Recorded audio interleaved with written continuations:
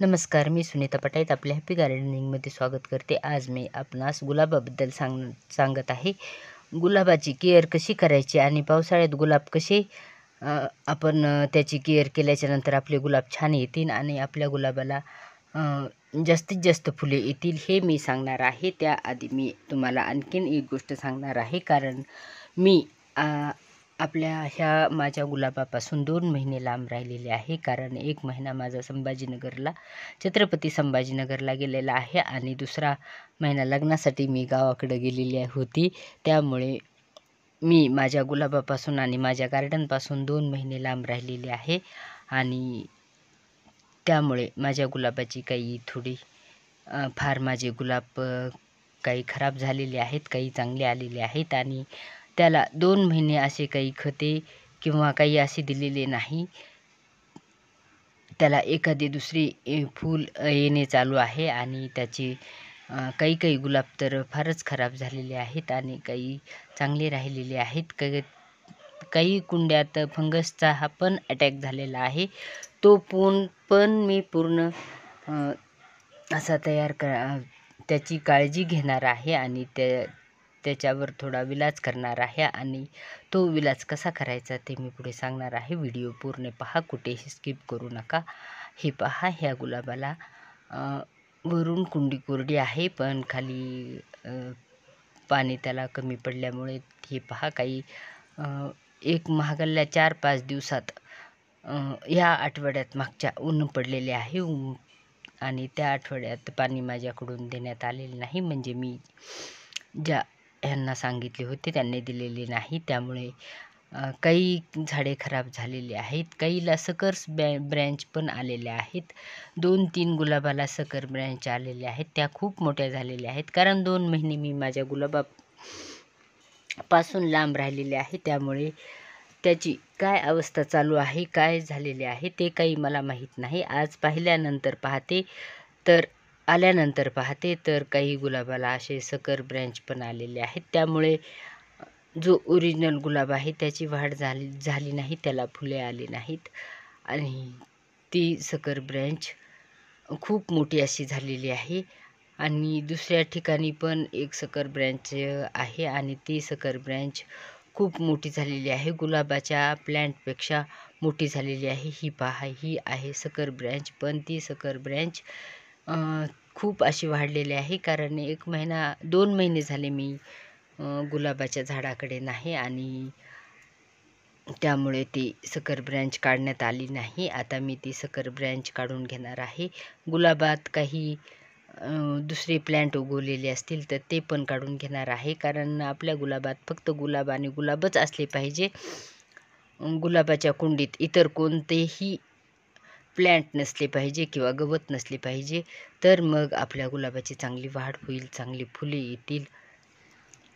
हे पहा, मी काही प्लॅन्टच्या कुंडीतील मातीची खुरपणी करून घेतली आहे. काही उन्हाला ठेवलेले आहेत, कारण मातीत फंगस भरपूर झालेला होता. हे पहा, हे प्लॅन्ट माझे पूर्ण खराब झालेले आहे. ह्याच्या मातीत खूप असा फंगस झालेला आहे आणि पाणी नाही मिळाल्यामुळे त्याचे काही फांद्या वाळलेल्या आहेत. असे काही गुलाब खूप असे खराब झालेले आहेत, पण ते काही त्याच्यावर थोडाफार विलाज केला तर तो टिकेल आणि गुलाब काही वायाला जाणार नाहीत.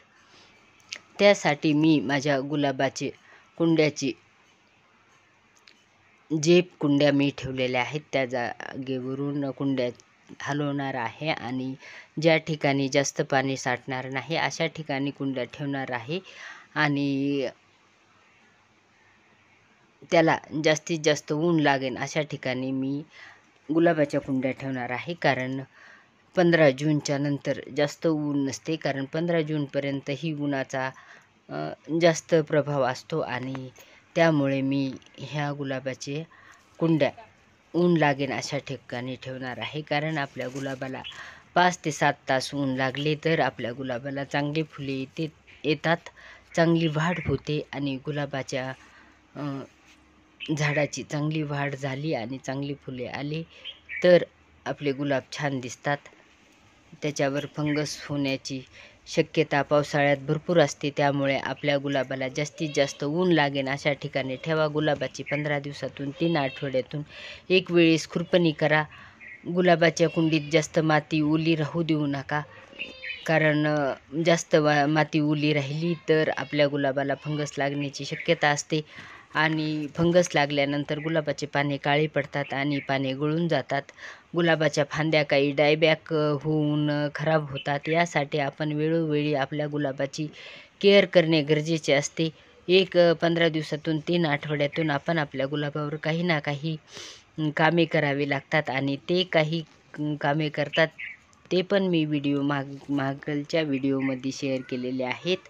मी आता 1 महिन्यानंतर हा व्हिडिओ टाकत आहे, कारण 1 महिना ते 1.5 महिना झाले मी माझ्या गावावर नव्हते आणि त्यामुळे मला हे व्हिडिओ टाकता आले नाहीत, करता आले नाहीत आणि माझ्या गुलाबाची केअर करता आली नाही, माझ्या गार्डनची केअर करता आली नाही. आणि हे पहा, माझे गुलाब हे असे खराब झालेले आहेत. हे पूर्णच नवीन आलेली फांदी पाणी नाही मिळाल्यामुळे खराब झालेली आहे. आणि आत्ता पाऊस पडला ते काही वेळेस जास्त पावसामुळे काही कुंडीच्या मातीत फंगस झालेला आहे आणि त्यामुळे मी पूर्ण फंगस त्याचा घालवण्यासाठी कुंडीतील माती मोकळी करून त्यामध्ये हळदी पावडर टाकली तर आपल्या गुलाबाच्या कुंडीतील फंगस खराब होईल. आणि काही सकर ब्रँच आलेले आहेत, त्या सकर ब्रँच पण काढून टाकणार आहे.